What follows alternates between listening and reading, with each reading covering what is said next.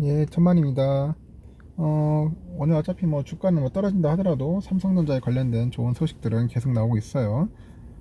반도체 가격이 심상치 않다고 합니다. 올 한해 서버 디램 가격이 40% 이상 오를 거라니 40% 많이 오를 것 같습니다.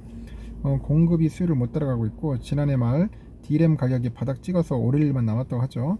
2분기에는 한 10에서 15%, 올 한해 한 40% 이상 오를 것이라고 전망을 하고 있어요.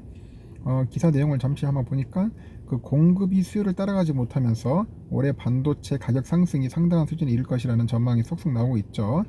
올해 2분기 서버 디램 가격이 한 10에서 15% 정도, 올 한해 40% 오른다는 그런 분석이 나오고 있죠. 그 대만의 반도체 시장 조사 업체인데 그 트렌드포스에서 통상 2분기에는 서버 출하량이 증가세를 보이면서 수요가 급증한다며 반도체 업체들이 생산량이 수요량에 못 미치는 상황을 지적을 했어요.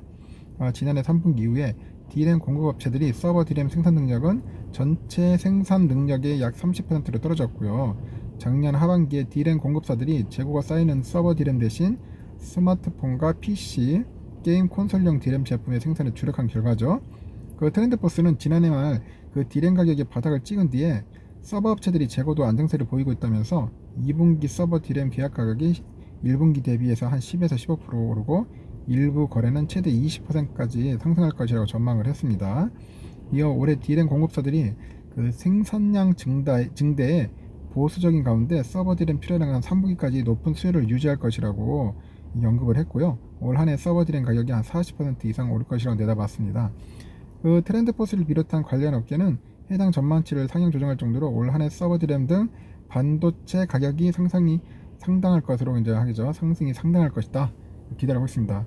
이런 말들 하죠. 왜 반도체 가격이 이렇게 오르는데 주가는 왜 이렇게 떨어지고 자꾸 횡보하고 미적미적거리냐, 이제 그런 말들도 많이 하시는 분인데, 일단은 장기적인 추세를 보시면은 나중에 또 어느 정도 효과는 볼 겁니다.